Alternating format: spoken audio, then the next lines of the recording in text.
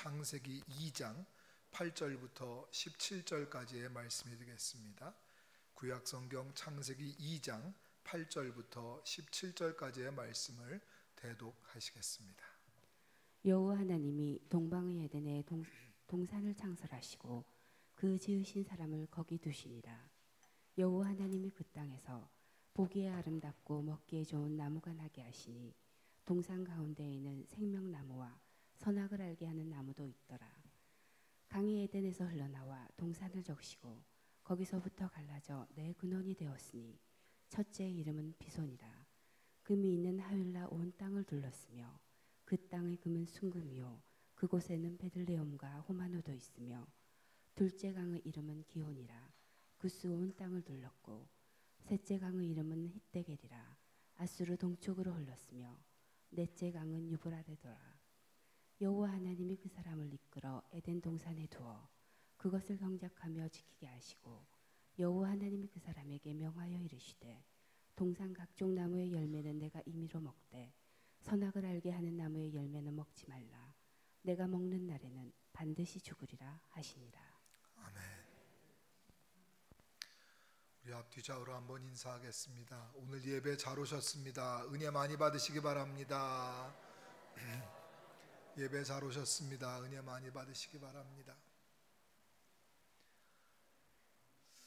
주일학교 다니면서 혹시 그런 궁금증 가져본 적이 없으실까요? 에덴 동산은 실제로 존재할까? 존재한다면 어디가 에덴 동산일까?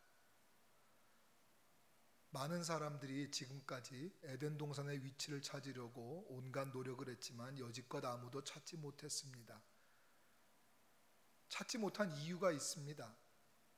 창세기 3장 24절을 보시게 되면 사람이 범죄한 다음에 하나님은 아담과 하와를 에덴 동산에서 내보내셨고 그 동쪽에 구룹이라는 이름을 가진 천사들과 불칼들로 빙 둘러서 지키게 하셨기 때문에 우리가 그곳에 아무도 들어갈 수가 없고 아무도 그곳을 찾을 수가 없는 겁니다.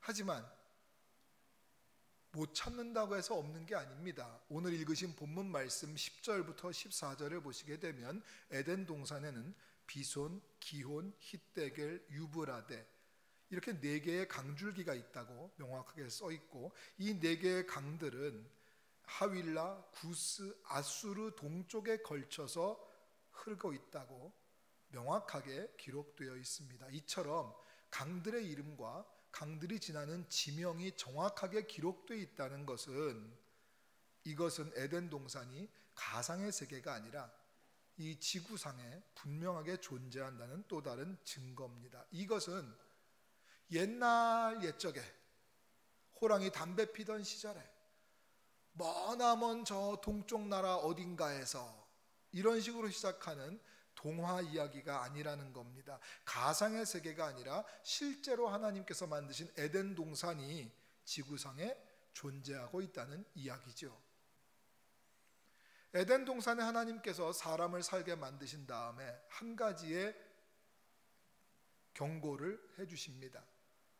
그 중요하고 엄중한 경고가 오늘 읽으신 본문 말씀 16절과 17절에 나와 있는데요.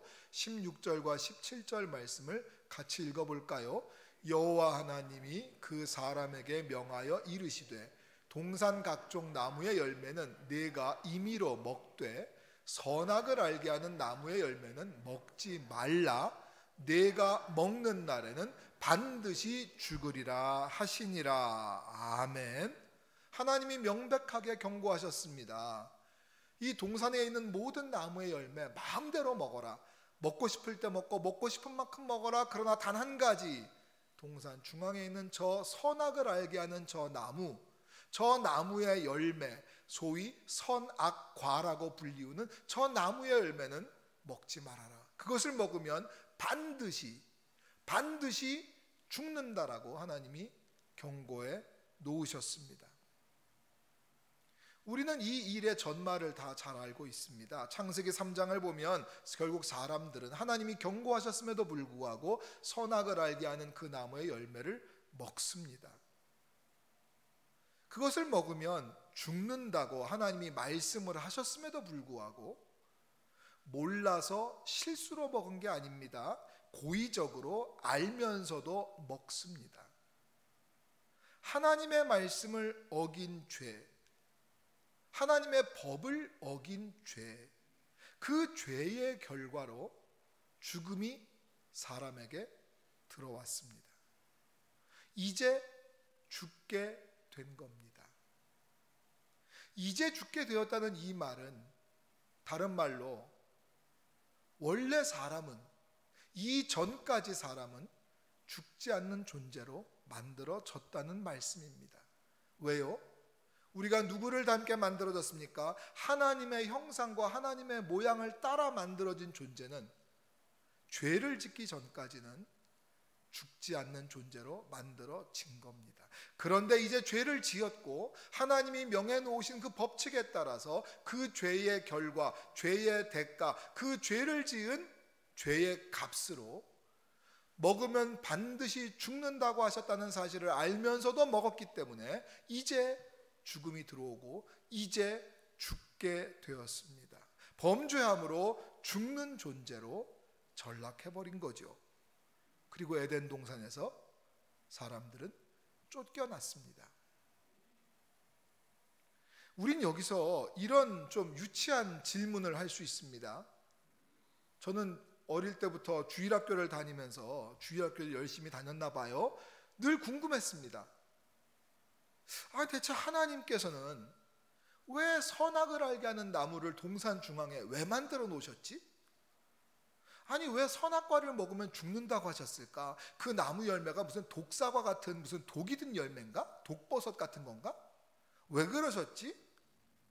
하나님이 선악과 같은 걸 만들어 놓지 않으셨으면 애당초부터 이런 문제가 안 생길 텐데 왜 굳이 만들어 놓으시고 왜 굳이 먹지 말라고 하시고 왜 굳이 먹으면 죽는다고 하시고 이런 걸 만드셔서 우리가 죽게 되었을까? 이런 것이 어릴 때 궁금한 점이었습니다. 그래서 교회학교 반사 선생님께도 물어보고 친구들과도 많은 대화를 해봤어요. 초등학교 때부터. 근데 그 누구도 시원스러운 대답을 해주지 않았습니다. 하나님은 왜 그러셨을까요?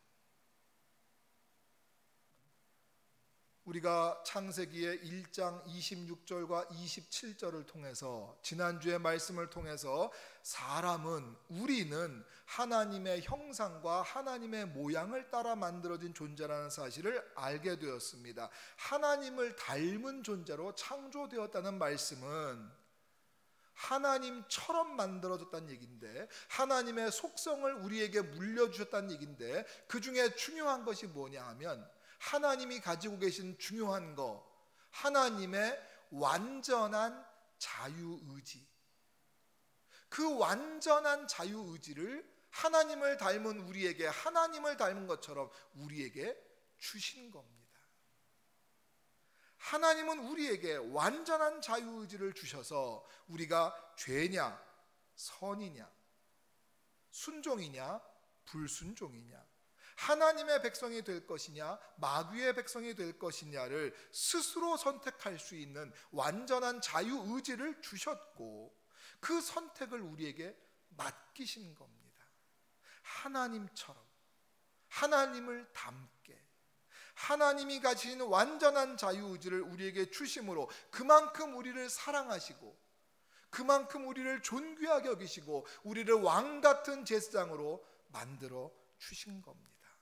그것에 감사하지 못하고 사람들은 그 자유의지를 악용한 겁니다.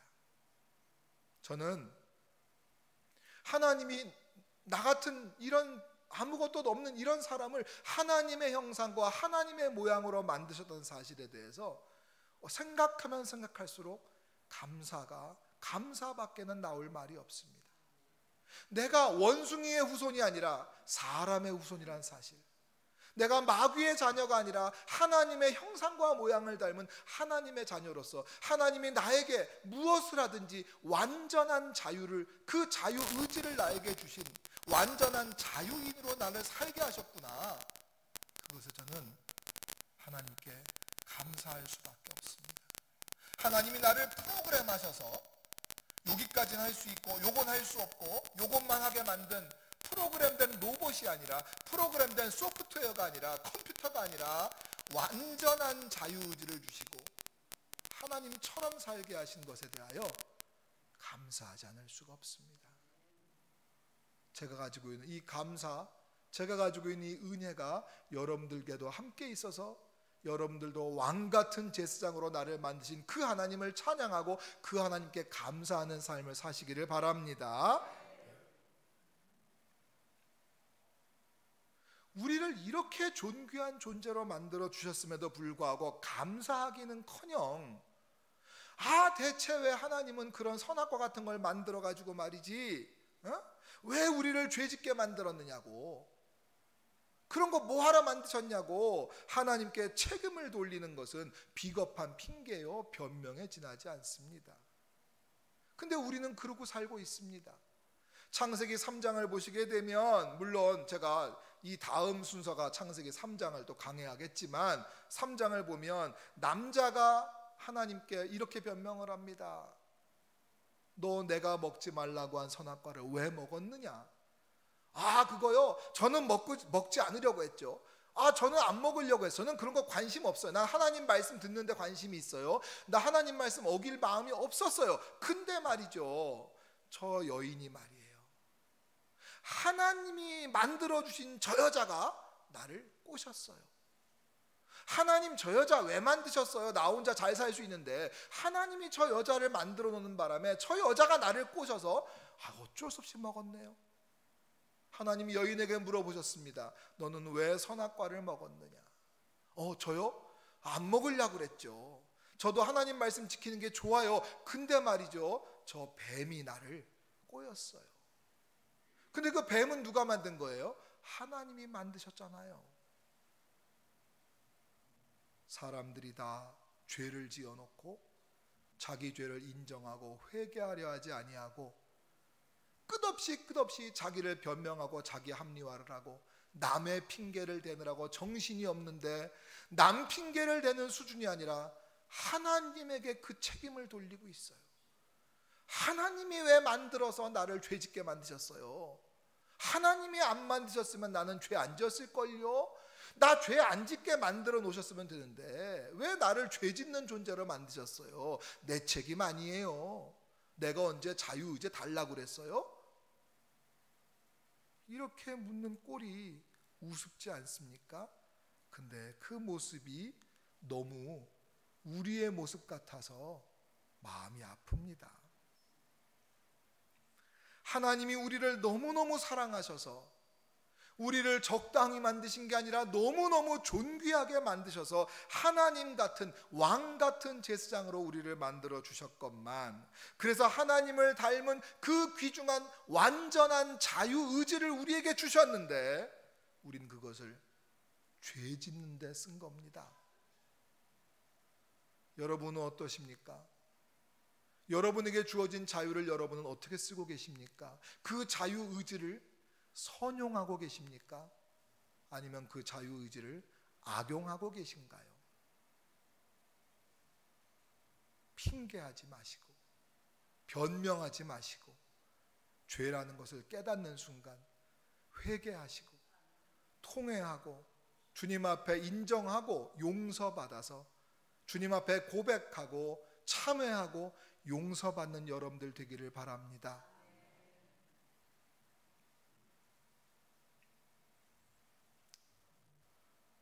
이 죄 얘기만 나오면 분위기가 너무 무거워져서 제가 좀 밝은 이야기를 해드리려고 합니다.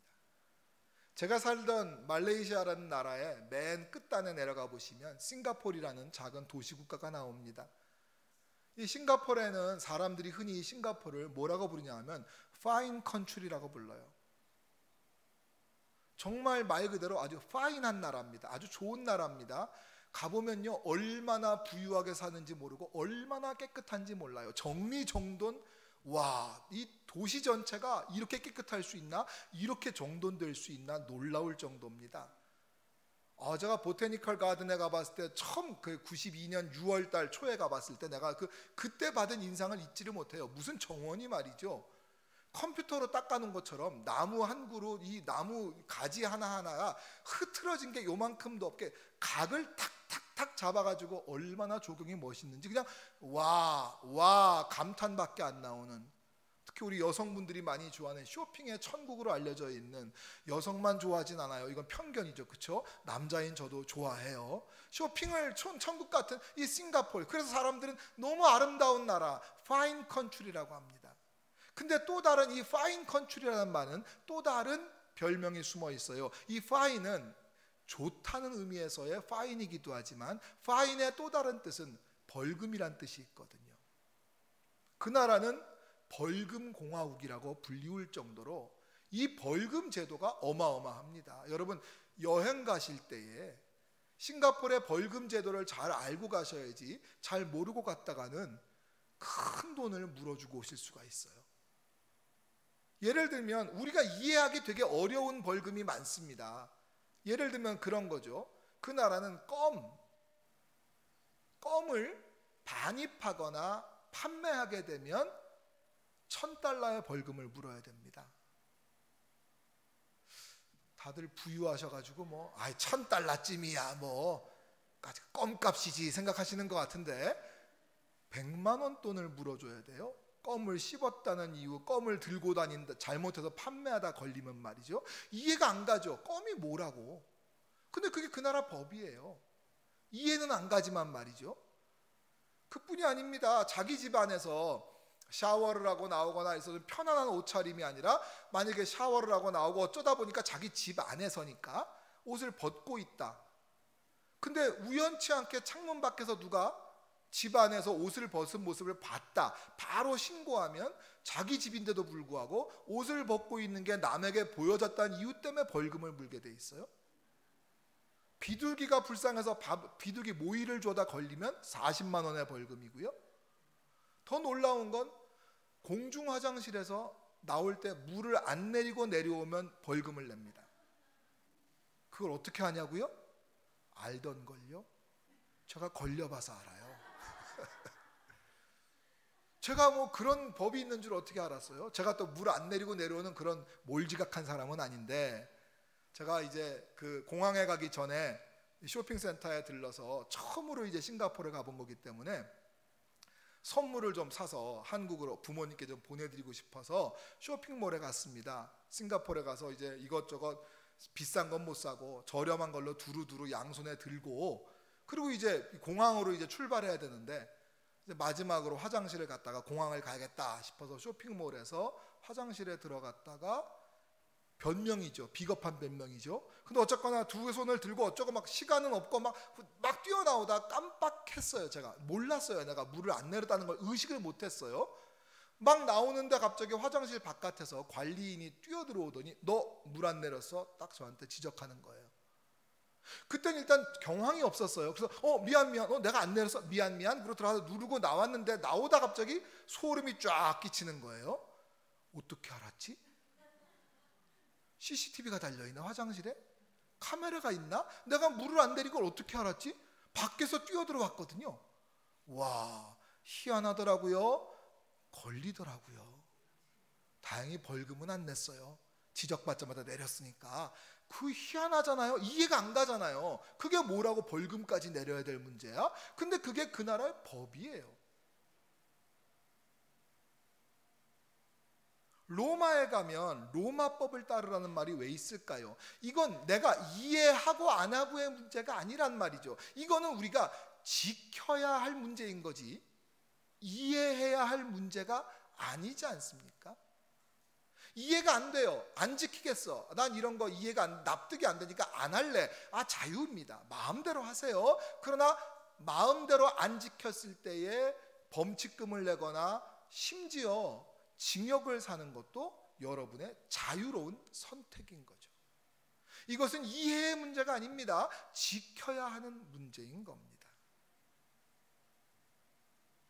하나님께서 천지를 창조하셨다는 것은 하나님이 우주 만물의 주인이라는 사실이죠.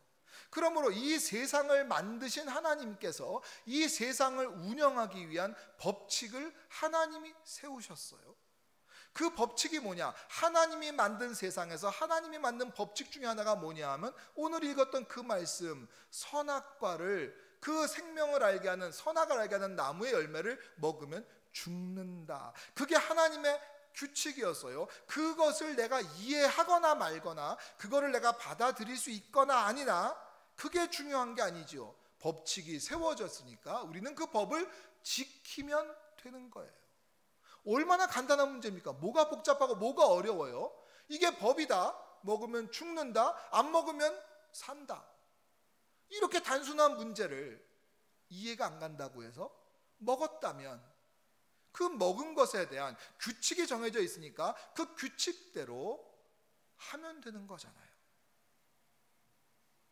선악과를 먹으면 죽는다고 하셨는데 그것이 법칙이었는데 사람은 그 법을 어겼어요. 그것도 고의로 어겼어요. 알면서도 어겼어요. 하나님의 말씀을 거역했어요. 불순종했어요. 선악과를 먹었고요. 그렇게 법을 어겼기 때문에 죽게 된 겁니다. 죄의 값을 치르게 된 거죠. 다 같이 로마서 5장 12절 말씀을 같이 읽어볼까요? 시작. 그러므로 한 사람으로 말미암아 죄가 세상에 들어오고 죄로 말미암아 사망이 들어왔나니 이와 같이 모든 사람이 죄를 지었으므로 사망이 모든 사람에게 이르렀느니라. 아멘. 예, 지금 말씀한 것처럼 최초의 사람이 지은 최초의 죄, 그 죄 때문에 모든 사람에게 죄가 들어왔다. 그러므로 이때 당시에 최초의 죄를 원죄라고 불러요. 영어로 오리지널 신입니다. 오리지널 죄, 최초의 죄, 이 원죄. 이 원죄가 아담의 인류 최초의 조상 아담의 죄 때문에 그 이후에 태어나는 모든 사람에게 죄가 태어나면서부터 아무것도 잘못한 게 없는데 아무것도 한 게 없는데 태어남으로부터 인하여 그 죄를 물려받고 태어납니다. 그래서 우리는 태어났더니 죄인이 되어버린 거예요. 그런 겁니다. 근데 문제는 이 원죄가 없어지지 않으면 여러 가지 문제가 있습니다. 일단은 이 원죄가 하나든 둘이든 셋이든 그게 중요한 게 아니죠. 그 원죄가 나를 살게 하면서 평생 동안에 나를 유혹하고 나를 충동질해서 계속 죄를 짓게 만드는 게 이 원죄의 존재 때문입니다. 그렇게 해서 원죄가 됐던 내가 짓고 내가 스스로 짓는 자범죄가 되었던 내가 스스로 짓는 자범죄가 되었던 아담으로부터 내려온 원죄가 되었던 어쨌거나 죄라는 것이 내 안에 있는 이상 아무도 죄인은 이 죄가 있는 사람은 그 누구도 하나님 나라에 들어갈 수 없다는 게 문제입니다. 죄 있는 그 누구도 구원받을 수가 없다는 게 문제입니다. 여러분, 우리는 죄가 있기 때문에 죽음의 문제를 해결할 수가 없다는 겁니다. 죽음이라는 것은 그냥 생긴 게 아닙니다. 죽음이라는 것은 법을 어겨서 생긴 죄의 결과인 것이지 그냥 생겨온 것이 아닙니다. 그러므로 죄를 지었기 때문에 죄의 값을 치러야 되는데 죄의 값은 죽음이고 죽음을 대신할 수 있는 죽음에서 벗어나게 만들어줄 대가는 죽음 말고는 없습니다. 죄의 값은 오로지 죽음의 값은 오로지 죽음으로만 치를 수가 있기 때문이지요. 그래서 예수님이 오신 겁니다. 예수님은 하나님의 아들이시기 때문에 죄가 없으십니다. 죄가 없기 때문에 죽지 않는 존재고 죽을 이유가 없는 분이십니다. 더구나 예수님은 하나님이시기 때문에 죽음이란 게 존재하지 않습니다. 그런데 우리를 구원하려니 우리의 죄값을 치러주셔야겠는데 죄인이 아무리 대신 죽어도 죄인은 원래 죽게 된 존재이기 때문에 대신 죽는다는 것이 성립될 수 없습니다. 죄가 없는 분이 죽어야 합니다. 죄가 없어서 죽을 필요가 없는 분이 대신 죽을 때 그 죽음은 값어치가 있어서 그게 죄의 값을 대신해 줄 수 있는 겁니다. 근데 하나님은 죽을 수 없는 존재입니다. 그래서 하나님이 예수님, 하나님의 아들 예수님을 이 땅에 사람의 몸을 입히고 사람의 몸을 가지고 오심으로 죽을 수 있는 존재가 되셨고, 그래서 죄 없는 그분이, 죽을 필요가 없는 그분이 우리 죄의 값을 대신 치르기 위해서 몸을, 창조주 하나님이 피조물의 몸을 입고 오셔서 대신 죽으신 겁니다. 우리의 죄 때문에. 여러분의 죄와, 아니 여러분, 우리, 이런 거 아니고 나의 죄 때문에 주님이 이 땅에 오셨습니다. 그리고 그분이 십자가를 지셨고, 그리고 그분이 죽으셨기 때문에 우리가 구원받을 수 있는 겁니다. 우리의 이 모든 구원은 누가 하셨습니까? 하나님이 하셨습니다. 우리가 한 게 없습니다. 우린 죄를 지은 것밖에 없습니다. 근데 우리를 구원하신 모든 이 구원은 하나님이 하셨습니다. 그리고 우리에게 단 한 가지만 요청하셨습니다. 우리가 할 일은 단 한 가지밖에 없습니다. 우리가 구원받기 위한 길, 우리가 죄에서 노임받고 우리가 죽음에서 건진받을 일은 딱 하나밖에 없는데, 그것은, 우리가 할 일은 이 사실을 믿는 것밖에 없는 줄로 아시기 바랍니다. 주님은 우리에게 요청하십니다. 이 사실을 믿으면 된다고 말이죠. 요한복음 3장 16절과 17절을 같이 읽어보도록 하겠습니다. 하나님이 세상을 이처럼 사랑하사 독생자를 주셨으니 이는 그를 믿는 자마다 멸망하지 않고 영생을 얻게 하려 하심이라. 하나님이 그 아들을 세상에 보내신 것은 세상을 심판하려 하심이 아니요 그로 말미암아 세상이 구원을 받게 하려 하심이라. 아멘. 로마서 10장 13절도 같이 읽겠습니다. 누구든지 주의 이름을 부르는 자는 구원을 받으리라. 아멘. 우리가 할 것은 믿는 것, 그거 하나밖에 없습니다. 우리의 구원은 주님이 만드셨기 때문에.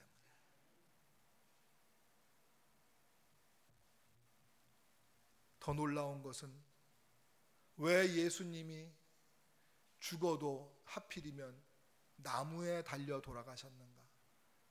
왜 하필이면 십자가에서 매달려 돌아가셔야 했는가? 그 이유가 참으로 놀랍습니다.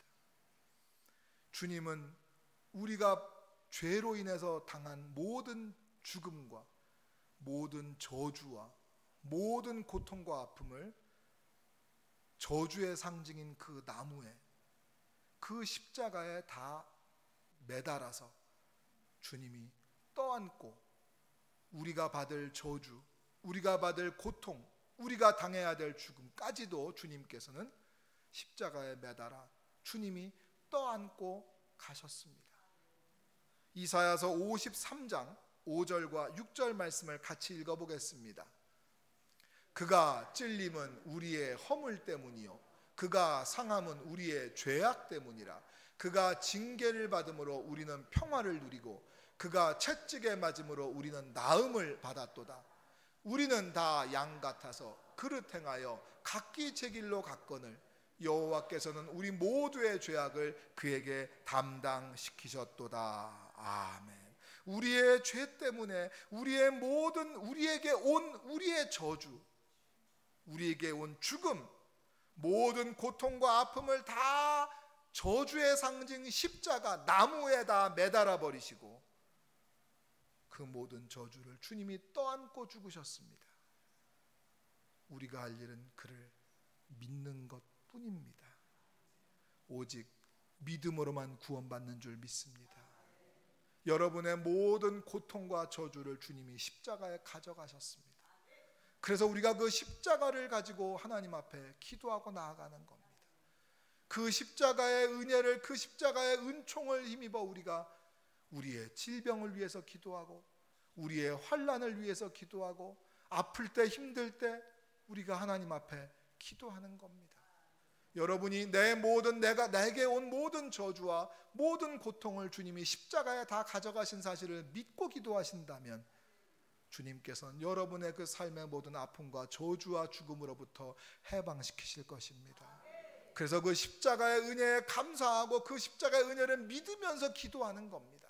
그 보혈의 공로를 의지하고 우리가 하나님께 질병을, 내 병을 고쳐달라고 기도하는 거고, 그 은혜 때문에 내 환난에서 벗어나게 해달라고 기도하는 거고, 그 은혜 때문에 내가 나의 믿음을 위해서 기도하고, 내가 그 은혜 때문에 천국 백성됨에 감사하고 안심하고 살 수 있는 겁니다. 여러분, 우리가 할 일은 그저 믿는 것입니다.